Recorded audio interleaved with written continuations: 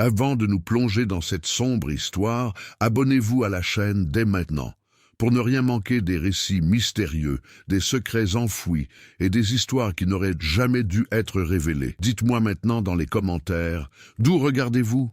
Quelle ville ou quel pays suit cette histoire en ce moment?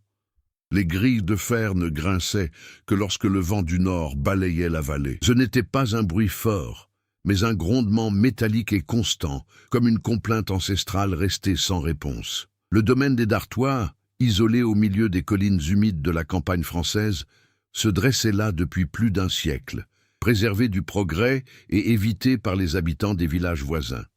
Non seulement par superstition, mais aussi par habitude. Dans certains lieux, on apprend à garder ses distances. La famille d'Artois n'était pas réputée pour sa douceur. Sa fortune s'était bâtie à la fin du XIXe siècle, liée à l'exploitation du fer et à des contrats douteux conclus en temps de guerre. Le patriarche d'origine, Étienne d'Artois, fit ériger l'hôtel particulier comme un symbole de pouvoir. Hauts murs, fenêtres étroites, grilles renforcées et portails, énormes, noirs, ornés de symboles que peu reconnaissaient. La maison n'invitait pas, elle s'imposait. Des décennies plus tard, l'héritage est revenu à Lucien d'Artois, le dernier descendant direct. C'était un homme réservé. Il était arrivé au domaine après des années passées à Paris, loin des récits familiaux, loin des questions qu'on ne posait jamais à voix haute.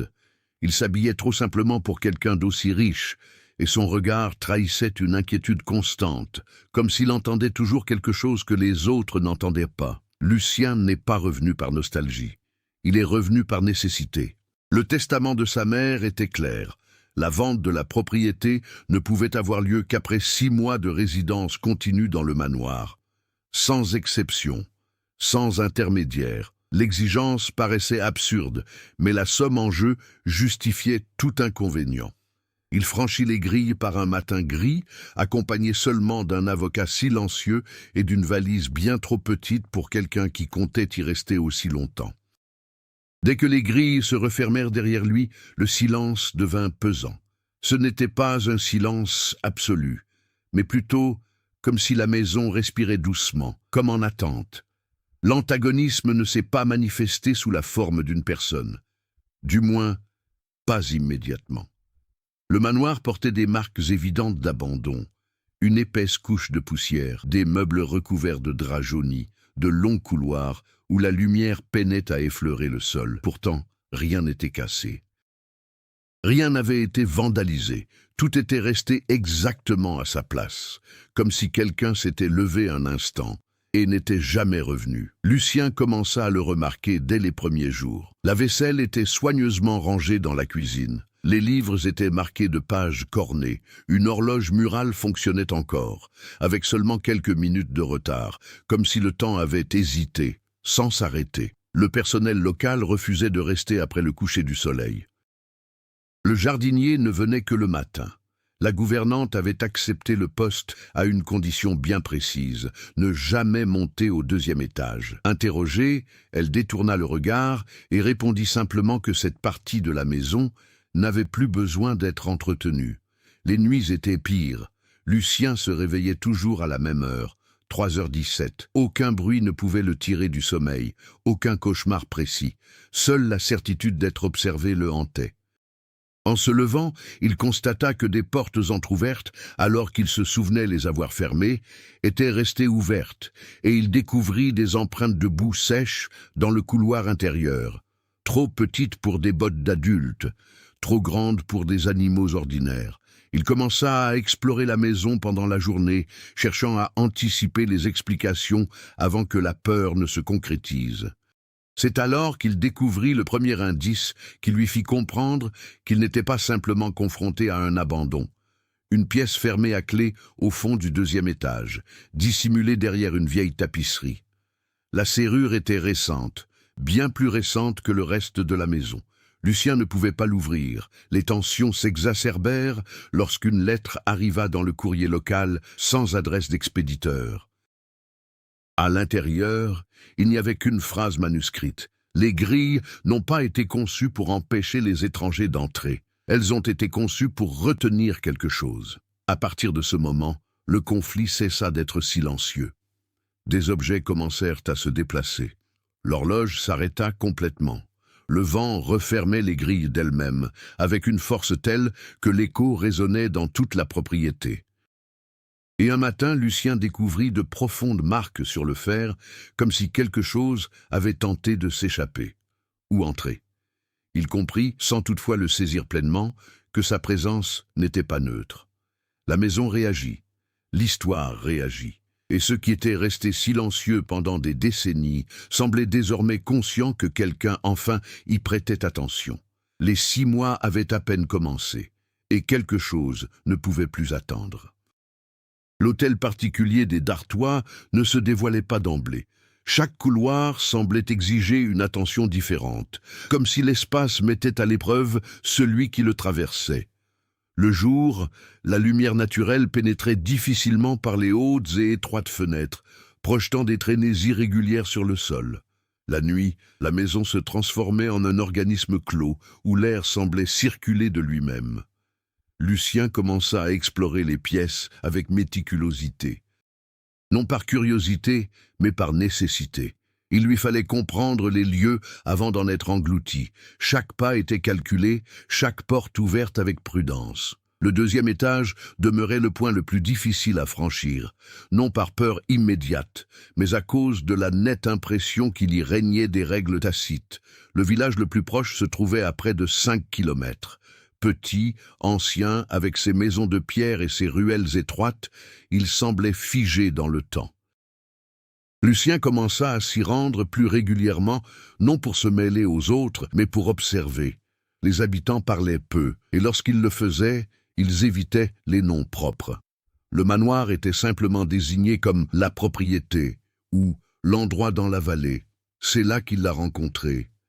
Marcel Roux-Marcel, un historien local qui s'occupait des petites archives municipales, ne détourna pas le regard en entendant le nom de famille Dartois, contrairement aux autres. Son intérêt n'était pas de la peur, mais quelque chose de plus troublant, une attente contenue. Les archives historiques confirmaient la prospérité de la famille, mais révélaient aussi des lacunes troublantes. Dates effacées, noms remplacés par des initiales, décès classés comme accident domestique sans plus de précision. Un schéma se dessinait. Chaque disparition d'une information dans les registres officiels coïncidait avec des travaux de rénovation du manoir. Lucien ne fit aucun commentaire sur ses expériences nocturnes. Il se contenta d'écouter. Marcel mentionna, presque comme un détail insignifiant, qu'aucun enfant de la famille Dartois n'avait atteint l'âge adulte avant la dernière génération. Aucun. Des actes de naissance existaient, des actes de décès, pas toujours. De retour au manoir, Lucien commença à remarquer de subtils changements dans le comportement des lieux. Certaines portes n'offraient de résistance qu'à certains moments. L'air était plus froid près de certains escaliers, et le couloir menant à la pièce verrouillée semblait s'allonger la nuit, comme si la distance entre les murs variait. Les personnages secondaires ont également révélé leurs propres facettes. La femme de ménage, Madame Lefebvre, elle, y avait travaillé dans sa jeunesse, avant la fermeture définitive de l'établissement. Son attitude était rigide, presque sur la défensive. Elle ne nettoyait que le strict nécessaire, ne regardait jamais les vieux portraits et ne touchait jamais au miroir du 1er étage. Ses décisions étaient toujours pragmatiques, mais une logique invisible guidait ses gestes, comme si elle connaissait des chemins à éviter. Le jardinier, Henri Hill, refusa d'élaguer les arbres près des grilles. Il prétendait que le fer n'aimait pas le changement. Ce n'était pas de la superstition, dit-il en plaisantant. C'était une affirmation sèche et catégorique. Comme Lucien insistait, le lendemain, il trouva des branches cassées, éparpillées sur le sol, comme si la végétation elle-même avait réagi. Peu à peu, l'antagonisme s'est cristallisé non pas autour d'un individu, mais au sein d'un héritage vivant. La famille Dartois n'était pas qu'une lignée, c'était un système.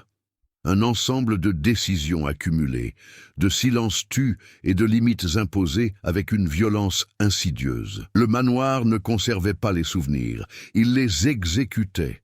Lucien commença à trouver des objets qu'il ne se souvenait pas avoir vus auparavant. Une paire de chaussures d'enfant sous une échelle de service, des marques d'ongles sur le bois intérieur d'un meuble, des dessins au fusain derrière de vieux tableaux.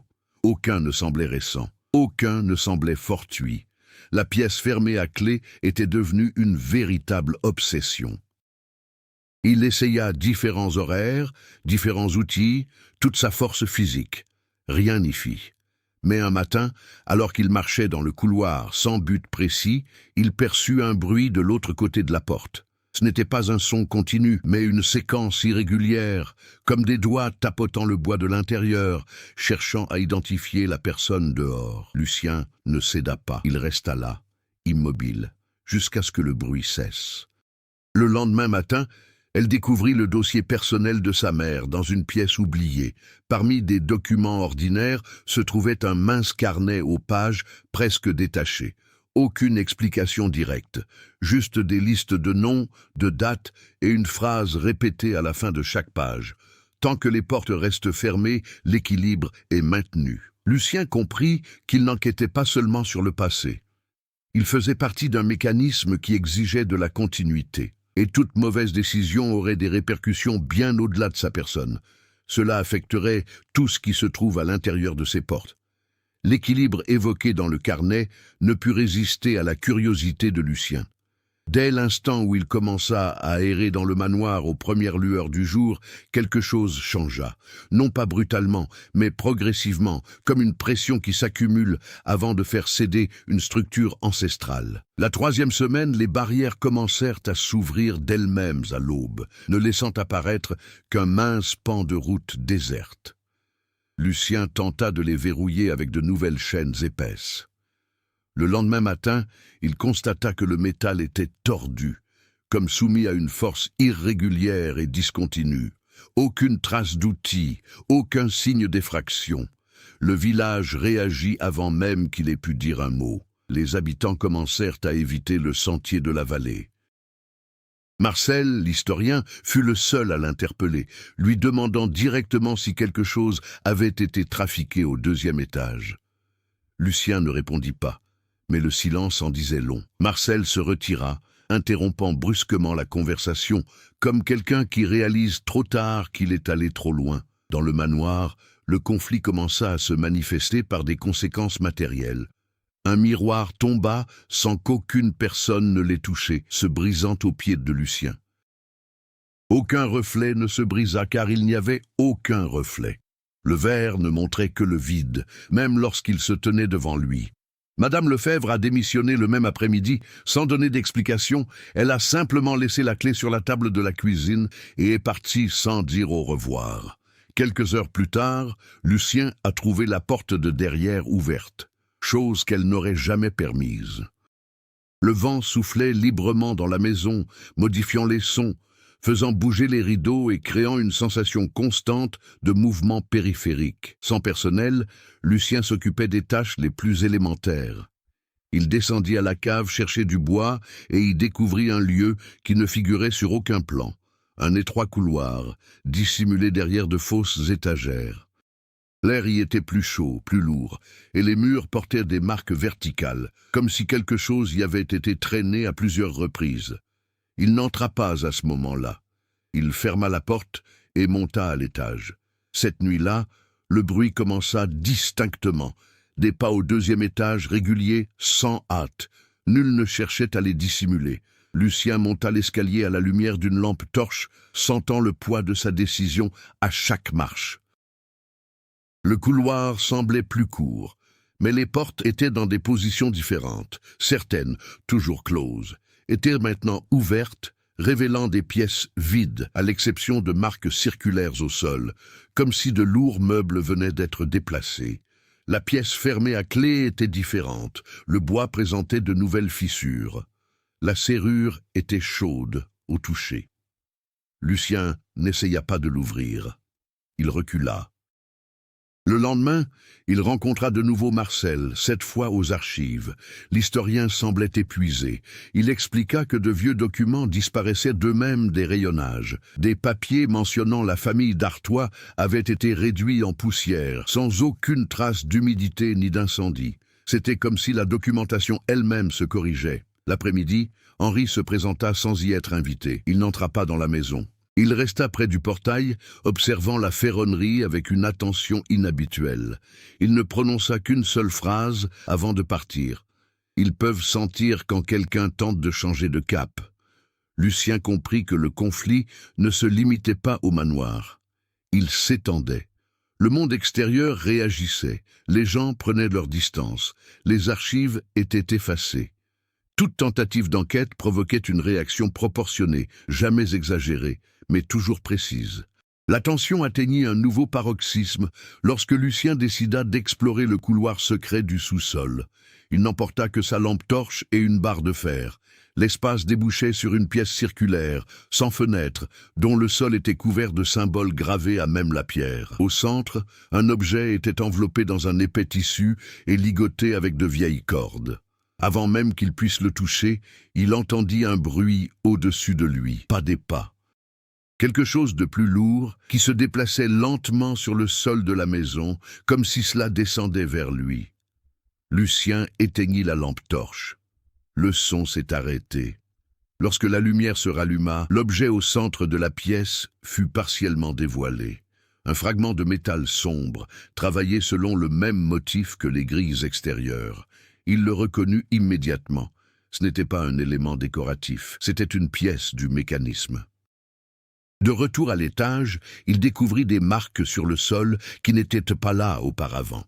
Des empreintes de pas qui ne menaient nulle part, interrompues au milieu du couloir. Sur le miroir brisé, maintenant inexplicablement reconstitué, une nouvelle phrase était apparue, inscrite à l'intérieur du verre. « Le conflit n'est pas votre présence, c'est votre choix. » Lucien comprit que rester neutre n'était plus envisageable.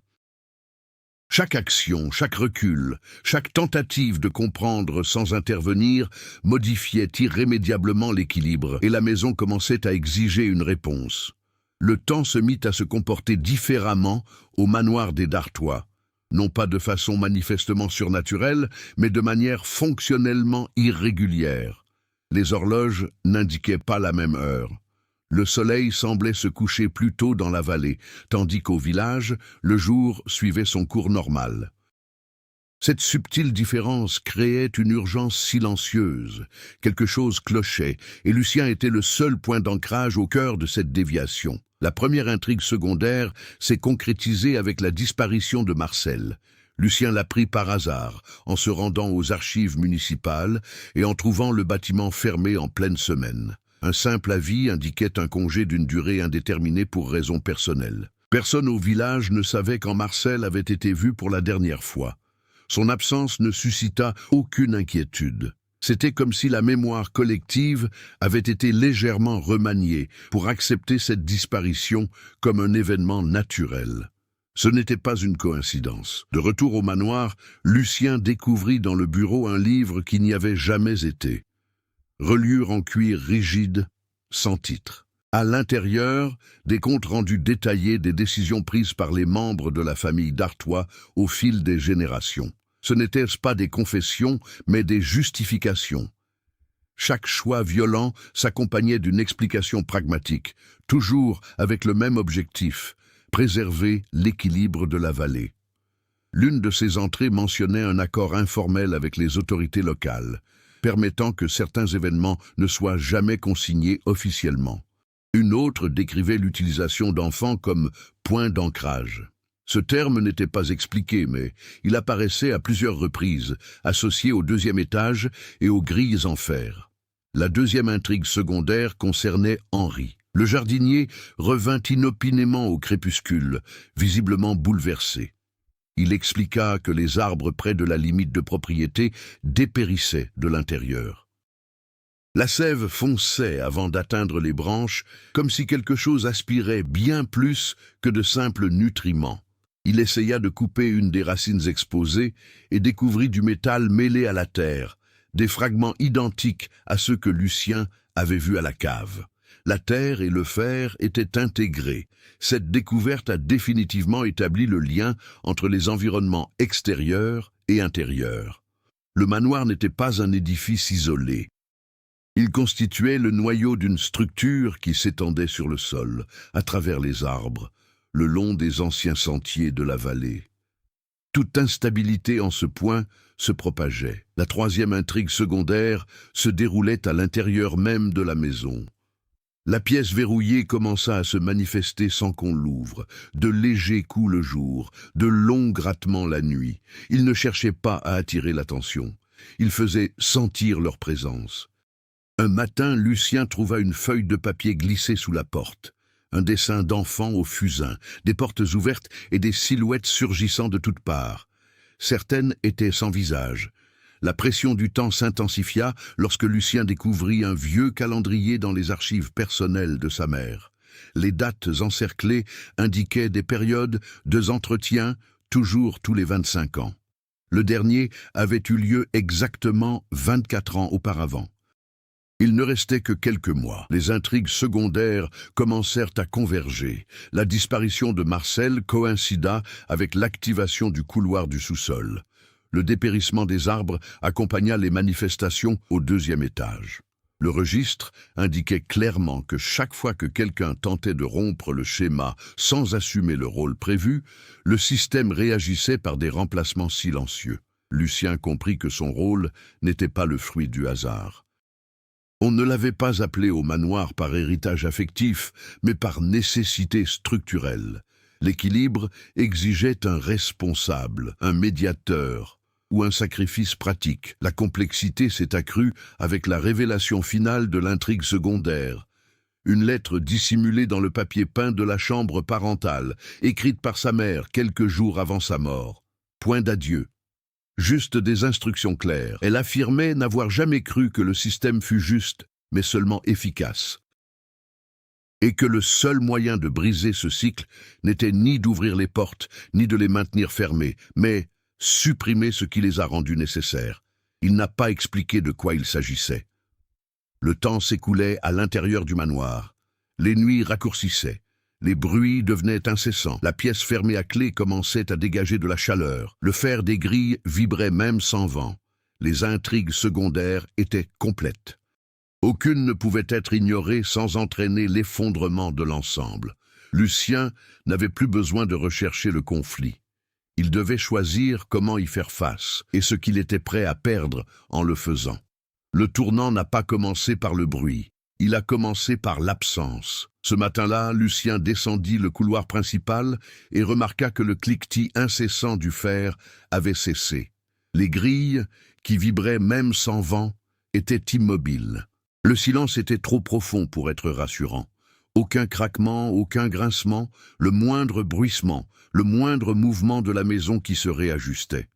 Il comprit qu'il s'agissait d'une préparation. La pièce verrouillée s'est finalement ouverte. La porte ne portait aucune trace d'effraction. La serrure avait tout simplement disparu. À sa place, il ne restait qu'une trace de brûlure dans le bois, comme si le métal avait été arraché de l'intérieur. L'air à l'intérieur était chaud, lourd, chargé d'une odeur ancienne, fer, poussière et une odeur organique trop forte pour être ignorée. Lucien entra. Ce n'était pas une pièce, mais une chambre. Les murs étaient recouverts de plaques de métal semblables à celles des portes extérieures, reliées par des rainures formant des motifs circulaires. Au centre se dressait une structure basse, presque un piédestal, entourée de vieilles chaînes désormais dénouées. Il n'y avait pas de corps, il n'y avait pas d'ossements. Il y avait des marques, des traces de contrainte, des traces de mouvements répétés, des traces de quelque chose qui était resté là trop longtemps. Avant qu'il puisse toucher quoi que ce soit, le son revint, non pas de la maison, mais de l'intérieur de la caméra, un bruit irrégulier et profond comme une respiration sans poumons. Lucien recula instinctivement, sentant le sol vibrer sous ses pieds. Alors, la révélation s'est imposée. Le registre qu'il avait laissé au bureau était maintenant posé sur le piédestal, ouvert à la dernière page. Une note écrite d'une autre main occupait l'espace. Ce n'était pas un dartois. Le texte décrivait l'équilibre comme une conséquence, non comme un objectif. La vallée, selon l'auteur, était un point de convergence, quelque chose d'ancien, antérieur à la maison, antérieur à la famille.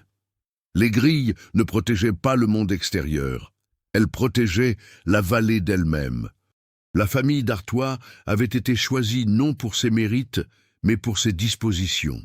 Et les points d'ancrage ont enfin pris tout leur sens. Les enfants de la lignée servaient à stabiliser le système. Non pas comme un sacrifice direct, mais comme une présence continue, confinée, exposée suffisamment longtemps pour que le mécanisme s'ajuste. Lorsqu'ils vieillissaient, lorsqu'ils commençaient à comprendre, ils étaient remplacés. Lucien ressentit physiquement l'impact de la révélation. Il n'y eut ni cri, ni déni, juste la clarté absolue que le système n'exigeait pas une mort immédiate, il exigeait une mort définitive. La maison réagit à sa présence dans la chambre. Les chaînes se mirent à bouger d'elles-mêmes, traînant sur le sol avec une lenteur calculée. Les planches du plancher s'entr'ouvrirent, révélant le même métal sombre que celui du sous-sol, pulsant de chaleur. Lucien réalisa que le choix final approchait trop vite. À ce moment-là, un événement inattendu s'est produit. Une voix résonna dans le couloir. Elle ne venait pas de la chambre, elle venait de l'étage inférieur. Une voix humaine. Lucien descendit en courant et trouva Marcel dans la pièce principale, vivant, altéré. Son regard était vitreux et sa posture rigide indiquait qu'il ne bougeait pas de son plein gré. Il ne prononça qu'une seule phrase, répétée 2 fois, d'une voix monocorde. L'équilibre a été rompu. Avant que Lucien n'ait pu réagir, Marcel se jeta sur les grilles. Le fer céda violemment sous la pression. Une bourrasque s'abattit, renversant les meubles, éteignant les lumières et faisant trembler le sol. Vue de l'extérieur, la vallée paraissait différente. Plus large, plus profonde. Les arbres se courbaient vers l'intérieur, non pas sous l'effet du vent, mais sous l'effet de l'attraction. Marcel franchit les portes. Le fer commença à se refermer. Lucien accourut. Au moment où il atteignit Marcel, il sentit quelque chose le retenir. Ni des mains, ni des chaînes, mais la pression invisible du mécanisme qui tentait de corriger le dysfonctionnement. Il serra Marcel si fort qu'il brisa la logique du système. Les portes ne savaient pas comment réagir. Ils se sont arrêtés. L'équilibre était rompu, et pour la première fois depuis la construction du manoir, le système n'avait pas de réponse toute faite. Lucien comprit alors que le tournant ne résidait pas dans l'ouverture ou la fermeture des portes. Cela revenait à laisser quelque chose partir sans le remplacer. La vallée a commencé à réagir. Et rien ne resterait pareil. L'effondrement ne fut pas instantané. Il fut progressif, comme une structure qui perd son point d'appui central et doit décider où s'effondrer. Dès que les portes restèrent ouvertes au-delà du délai imparti par le mécanisme, le manoir réagit de façon irrégulière. Certains murs tremblaient, d'autres restaient immobiles, les portes claquaient de façon erratique, le fer des barreaux émettait un son aigu, semblable à une lamentation continue qui résonnait dans la vallée. Marcel s'effondra à genoux dehors. Il ne semblait pas blessé physiquement, mais il était désorienté, comme quelqu'un qui revenait d'un lieu où le temps et l'espace n'avaient plus aucune notion. Lucien le tira à l'intérieur avant que le vent ne l'emporte à nouveau. Lorsqu'ils franchirent les grilles, l'air changea brusquement de densité, comme s'ils avaient franchi une frontière invisible. La réaction humaine fut immédiate, bien que silencieuse. Dans le village, les lumières s'éteignirent les unes après les autres. Les animaux commencèrent à s'agiter. Les cloches de la petite église sonnèrent sans que personne ne les fasse sonner, donnant l'alerte d'une manière qui n'avait rien à voir avec la tradition. Les gens se réveillèrent avec le sentiment que quelque chose d'essentiel avait été bouleversé sans même savoir quoi. À l'intérieur du manoir, Lucien devait agir vite. Il traîna Marcel jusqu'au bureau et le retint là, loin des fenêtres. L'historien reprenait lentement conscience, mais ses souvenirs récents étaient fragmentaires. Il ne se souvenait pas d'être entré dans la propriété. Il ne se souvenait pas d'avoir franchi les grilles. Il répétait seulement que la vallée ne pouvait plus supporter d'être confinée. Les conséquences se sont multipliées. La pièce du 2e étage commença à se refermer d'elle-même. Les plaques métalliques se rétractèrent dans les murs, comme si l'espace s'autodétruisait. La chaleur diminua, laissant place à un froid sec qui se répandit dans les couloirs. Lucien comprit que le système se réorganisait sans l'élément clé qui assurait sa stabilité. La maison ne cherchait plus à l'arrêter, elle cherchait à survivre. Henri réapparut, cette fois accompagné d'autres habitants. La frontière entre la peur et la nécessité était devenue presque imperceptible. Ils affirmaient que le sol s'affaissait par endroits dans la vallée, révélant des structures métalliques enfouies depuis des générations. Le fer n'était pas seulement aux portes, il était partout. La réaction d'Henri fut simple. Si le mécanisme se propageait, on ne pouvait pas simplement l'abandonner. Il fallait l'arrêter. Mais personne ne savait comment. Lucien retourna à la cave. Le couloir secret était désormais entièrement visible, comme si la maison avait renoncé à le dissimuler. La pièce circulaire avait changé. L'objet central, le fragment de métal, s'était brisé en 3 morceaux, chacun vibrant à un rythme différent. Il n'y avait plus de chaîne. Il n'y avait plus de confinement. Les conséquences personnelles ont également fait des ravages. Lucien commença à ressentir les effets physiques de la rupture. Saignements de nez fréquents, tremblements involontaires à l'approche des portes. Le système le reconnaissait désormais non plus comme un héritier, mais comme une interférence active. Marcel, à son tour, commença à se souvenir. Il se souvenait d'avoir été attiré vers le manoir par des rêves récurrents. D'y avoir trouvé des documents qui n'auraient jamais dû exister, d'avoir été amené, sans même s'en opposer consciemment, à occuper temporairement le rôle qui avait jadis appartenu aux enfants d'Artois. Il n'avait pas été choisi par hasard, il était le remplaçant de dernière minute. Cette révélation a créé une nouvelle dynamique entre eux. Lucien n'était plus seulement le chef, il était le seul encore suffisamment sain d'esprit pour prendre des décisions. Marcel était la preuve vivante de ce qui se produisait lorsque le système tentait de se corriger. La nuit, la vallée scintillait de points de lumière métallique sous la terre. Ce n'était pas un spectacle, mais un avertissement. Le mécanisme était actif, instable, et chaque heure qui passait sans résolution aggravait la brèche. Les conséquences étaient claires. Soit le système serait définitivement arrêté, soit il faudrait mettre en place une nouvelle forme de confinement. Et cette fois, il n'accepterait aucune improvisation. Lucien comprit que la prochaine étape ne serait pas de réagir, ce serait une confrontation. Lucien cessa de dormir, non par peur immédiate, mais par stratégie. Chaque période d'inconscience semblait offrir à son organisme une brèche pour des réajustements indésirables. Il commença à diviser son temps en courts cycles d'éveil, surveillant la maison comme on observe un organisme blessé. Attentif aux spasmes, aux variations de température, aux changements dans le bruit du fer à repasser. Le premier changement concret dans son comportement fut l'abandon de toute tentative de contrôle isolé. Il réunit Henri et 2 habitants du coin qui connaissaient la vallée mieux que n'importe quelle carte. Il n'expliqua pas tout, il n'en avait pas besoin. Il montra juste ce qu'il fallait. Le métal sous terre, les passages secrets, les réactions physiques de l'environnement. Pour la première fois, Lucien ne portait plus ce fardeau seul. Ils ont cartographié les zones de plus grande instabilité. Des arbres aux racines métalliques, des parcelles de sol qui vibraient sous leurs pas, de vieux chemins abandonnés qui convergeaient vers le manoir. Le schéma était clair. Tout indiquait un noyau sous la maison. Lucien décida de redescendre à la cave, mais cette fois, il n'y alla pas à l'aveuglette. Il emporta des outils, des lampes, des disques et Marcel, non pas comme guide, mais comme témoin vivant de l'erreur. Marcel observait, identifiant d'étranges sensations avant même qu'elles ne se manifestent physiquement. Son corps réagit au métal avant même qu'il n'entende le moindre bruit. La progression de Lucien se manifesta dans sa façon de réagir aux échecs. Lorsqu'une des structures céda partiellement, il ne recula pas. Il recalcula sa stratégie. Lorsque le fer des portes commença à vibrer plus fortement, il ne chercha pas à les renforcer. Il les ouvrit complètement, réduisant ainsi la pression interne. C'était un changement fondamental. Lucien avait cessé de résister au système. Il avait commencé à l'affronter sur son propre terrain. Au plus profond du sous-sol, ils découvrirent quelque chose qui ne figurait dans aucun document.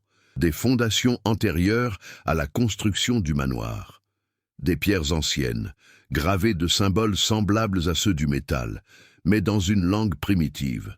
Cela confirmait ce que sa mère avait suggéré. La maison avait été bâtie sur quelque chose de préexistant, quelque chose qui n'avait pas été créé, mais seulement exploité. Le nouveau défi n'était pas le confinement. C'était l'arrêt complet. Lucien a organisé le travail par étapes. D'abord, exposer entièrement le noyau.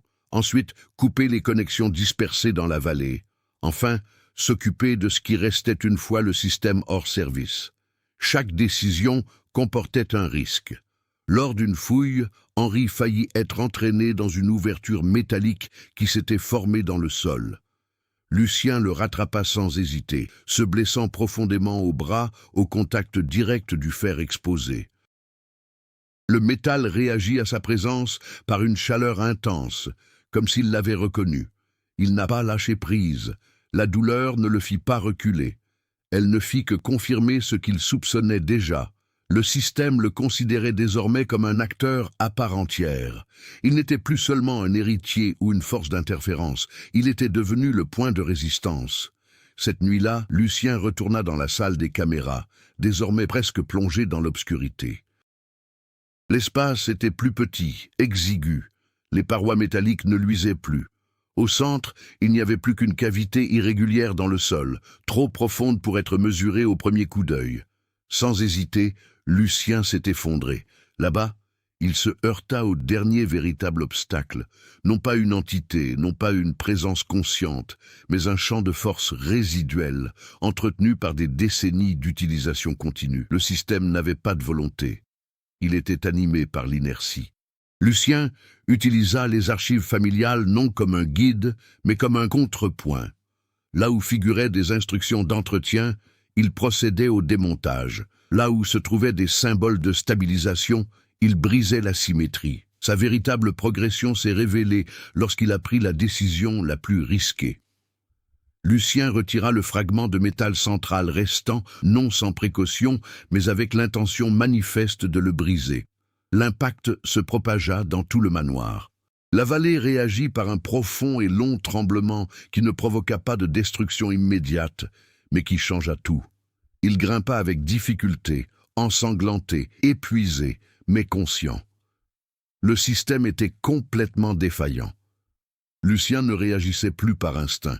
Chaque pas était désormais un choix délibéré, chaque action une affirmation claire que le cycle ne se répéterait pas. Il n'avait pas grandi en comprenant le système, mais parce qu'il a décidé de la fermer. La nuit est tombée plus vite que d'habitude. Le ciel au-dessus de la vallée prit une teinte métallique et sans étoiles, comme le reflet de l'instabilité du sous-sol. Le manoir des Dartois ne bougeait plus comme avant. Il ne réagissait plus instantanément. Il grinçait avec un certain décalage, répondant aux stimuli de façon désordonnée. Le système avait perdu sa précision. Lucien réunit tout le monde dans le hall principal. Pas de longs discours, juste des décisions pratiques. Henri et les villageois reçurent l'ordre de s'éloigner du foyer en se tenant à distance des points où le sol vibrait encore. Le village, enfin alerté, entama une évacuation silencieuse, guidée davantage par l'instinct que par des ordres officiels. Les intrigues secondaires ont trouvé une résolution. Henri décida de couper les racines métalliques restantes, même en sachant que cela endommagerait irrémédiablement le fond de la vallée. La préservation n'avait plus d'importance. Seule comptait la conclusion de l'histoire. Le jardinier accomplit le travail avec une précision quasi rituelle, rompant le dernier lien entre la végétation et le fer enfoui. Marcel, encore affaibli, brûla les dernières archives de la famille d'Artois dans la cour intérieure, non par vengeance, mais pour empêcher toute tentative future de reconstitution du système. Les pages ne brûlèrent pas facilement. Certaines se plièrent, d'autres noircirent, avant de se consumer comme pour résister à l'oubli. Marcel resta jusqu'au bout, observant chaque fragment disparaître. À l'intérieur du manoir, Lucien commença les derniers préparatifs. Il ouvrit complètement les portes et les maintint ouvertes à l'aide de verrous de fortune. La pression interne diminua, mais la vallée réagit par une augmentation soudaine du flux d'air, comme si quelque chose était enfin invité à sortir. Le noyau au sous-sol commença à émettre un son continu et profond, qui résonnait davantage dans les os que dans les oreilles. Le sol présentait de nouvelles fissures, formant une spirale qui convergeait vers l'endroit où Lucien avait retiré le fragment central. Le temps pressait. Lucien descendit une dernière fois, emportant seulement une lampe torche, des outils de base et ce qui restait du métal extrait, désormais froid et inerte. Il plaça le fragment au centre de la cavité, non pour le réparer, mais comme appât. Si le système tentait encore de se réassembler, il convergerait à cet endroit. La chambre a répondu. Les murs se déplacèrent de quelques centimètres. Des marches cédèrent. Le couloir secret s'effondra partiellement, coupant le sous-sol de toute issue de secours. Lucien ne tenta pas de rebrousser chemin. Il savait que c'était le point de non-retour. À l'étage, Marcel remarqua le changement et tenta de descendre, mais les passages se fermèrent brusquement. Il comprit alors que Lucien n'avait pas l'intention de s'en sortir indemne. La tension atteignit son paroxysme silencieux. Toute la vallée semblait pencher vers le manoir. Le vent cessa de souffler par à-coups et se mit à souffler dans une direction unique et constante. Il n'y eut plus d'ajustement, seulement une convergence. Lucien se positionna près de la cavité, observant le métal du fond se remettre à bouger, réagissant à l'absence de retenue. Il ne recula pas. Il ajusta sa lampe torche, prit appui fermement sur le sol instable et attendit. Les préparatifs étaient terminés. Toutes les autres options avaient été éliminées. Il ne restait plus que l'affrontement final, non pas contre une entité visible, mais contre la dernière manifestation d'un système qui refusait de disparaître. Le dénouement ne serait pas annoncé. Il était déjà en mouvement. Le son atteignit son point de résonance maximale. Ce n'était plus un bruit continu, mais des pulsations rythmiques, comme un cœur artificiel cherchant à s'imposer dans l'espace environnant. La cavité du sous-sol commença à s'agrandir, la pierre s'ouvrant en plaques irrégulières, révélant des strates successives de métal ancien, directement soudées à la roche. Lucien ressentit l'impact dans tout son corps. Il n'y avait pas de poussée physique, mais une pression intérieure, comme si chaque décision prise était mise à l'épreuve simultanément. Le système n'attaquait pas. Il tentait de se réinstaller. Le fragment de métal qu'il avait placé au centre se mit à vibrer violemment, attiré vers le bas. Lucien le saisit à deux mains et résista. La chaleur revint brusquement, lui brûlant la peau, mais il ne le lâcha pas. Au contraire, il projeta le fragment contre le sol, brisant la symétrie du motif qui se formait. La réaction fut immédiate. La vallée réagit par un profond tremblement sans précédent. Ce n'était pas un ajustement, mais un effondrement contrôlé. Le manoir trembla de fond en comble. À l'étage, Marcel fut projeté au sol, ressentant l'impact comme si l'air s'était arraché de la pièce. Au sous-sol, Lucien vit ce qui n'avait jamais été enregistré auparavant. Le noyau n'était pas une entité consciente. Il était la convergence de forces résiduelles, peurs accumulées, décisions héritées, sacrifices fonctionnels répétés de génération en génération. Le système existait, parce qu'il avait toujours été alimenté. Et maintenant, pour la première fois, il n'y avait plus de renouvellement. Le revirement s'est produit l'instant d'après. Le métal n'a pas tenté de se réassembler autour du fragment. Il tenta de se rapprocher de Lucien. Non pas comme une attaque, mais comme un remplacement. Il comprit trop tard que le système n'avait pas besoin d'un pilier infantile. Il lui fallait seulement une continuité humaine, quelqu'un prêt à rester, quelqu'un capable de tenir le coup suffisamment longtemps. Lucien sentit le sol se modeler sous ses pieds, créant une base parfaite, presque trop stable. Des chaînes métalliques émergèrent des murs, non pour le retenir, mais pour l'intégrer. Le système acceptait son intervention comme la solution ultime. C'est là que sa transformation s'est achevée.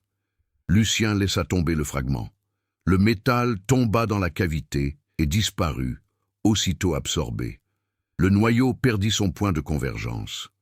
La pression cessa brutalement, projetant Lucien contre la paroi opposée. Les courants se retirèrent, désorientés. Pas d'ancrage, pas de remplacement. Le système a subi une défaillance critique. Le manoir commença à s'effondrer de l'intérieur.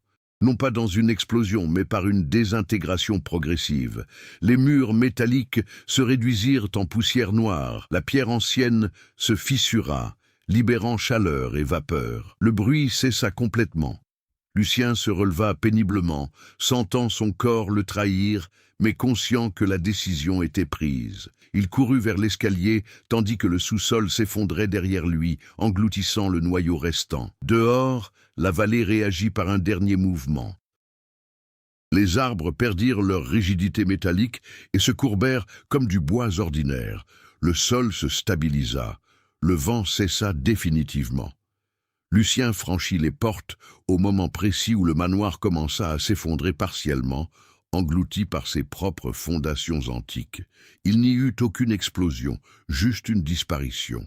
Marcel le rattrapa dehors et l'entraîna à l'écart tandis que la dernière structure s'effondrait silencieusement. Une fois tout terminé, il ne restait plus de fer visible, même pas des portes, même pas un manoir. La transformation de Lucien était manifeste. Il ne portait plus le poids de son héritage. Il avait perdu ses biens, sa fortune et une partie de sa santé. Mais il restait entier, là où cela comptait vraiment. Le cycle était terminé. Pas de substitut, aucune continuité. La vallée resta silencieuse les jours suivants.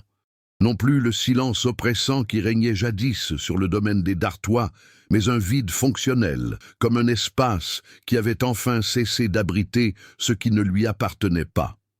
Là où se dressait l'autel particulier, il ne restait qu'une dépression irrégulière dans le sol, lentement recouverte par la nappe phréatique. Aucune ruine, aucune trace de fer. C'était comme si le lieu avait été soigneusement effacé. Lucien passa des semaines à se rétablir. Son corps mit du temps à s'adapter à l'absence de la pression constante exercée par le système. Les plaies cicatrisèrent lentement mais complètement. Les saignements cessèrent. Les tremblements s'atténuèrent jusqu'à disparaître totalement. Il n'a rien revendiqué. La fortune des Dartois fut jugée irrécupérable. Les anciens comptes furent gelés, les propriétés vendues par l'État, les documents redistribués. Pour Lucien, il ne s'agissait pas d'une perte, mais d'un aboutissement. Sans le manoir, le nom perdait de son prestige, devenant un simple document historique, vidé de toute substance. Marcel resta au village, participant à la reconstitution des archives municipales. Pour la première fois, les registres présentaient des lacunes reconnues. On ne cherchait pas à combler ce qui restait inexpliqué.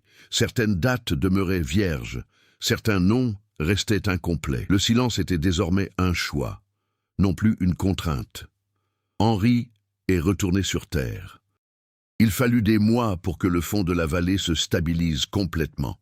Certaines zones ne retrouvèrent jamais leur fertilité, tandis que d'autres prospérèrent de façon inattendue. De nouveaux arbres poussèrent, sans racines métalliques, adaptés à un terrain qui enfin obéissait aux lois de la nature. Le jardinier ne s'approcha plus jamais de l'endroit précis où se trouvaient les portes, non par peur, mais par respect pour ceux qui y avaient été enfermés. Lucien ne visita la vallée qu'une seule dernière fois. Il fit le tour du périmètre, observa la jeune végétation, écouta le bruit familier du vent balayant les collines. Aucune trace, aucun signe qu'un événement extraordinaire se soit produit. C'était, d'une certaine manière, la plus grande confirmation de notre succès. Il est parti sans cérémonie. L'histoire de la famille d'Artois ne s'est pas achevée dans la gloire, ni par un châtiment public. Elle s'est terminée par la dissolution. Un système bâti pour durer a été démantelé par celui qui a refusé de le perpétuer. Le monde a continué de tourner, et la vallée, enfin, elle aussi. Des années plus tard, des randonneurs traversant la vallée ont remarqué un endroit où le son semblait s'interrompre quelques secondes. Il n'y avait ni ruine, ni clôture, juste une légère irrégularité du terrain, recouverte d'herbes plus sombres. Certains ont dit avoir trouvé l'air plus froid là-bas. D'autres, rien. Lucien n'est jamais revenu. Marcel n'en a jamais parlé.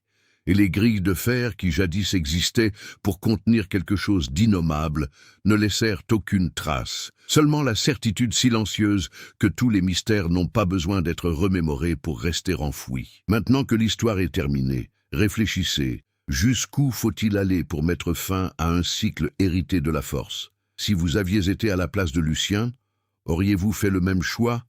Ou auriez-vous essayé de préserver l'équilibre à tout prix, Partagez votre interprétation dans les commentaires. Votre lecture pourrait révéler des aspects qui restent cachés aux autres. Si cette histoire a suscité chez vous un malaise, de la curiosité ou de la réflexion, aimez, partagez et suivez la chaîne pour découvrir d'autres récits où le silence masque des décisions irréversibles. Certains mystères n'ont pas besoin de réponse. Il faut du courage pour les faire taire.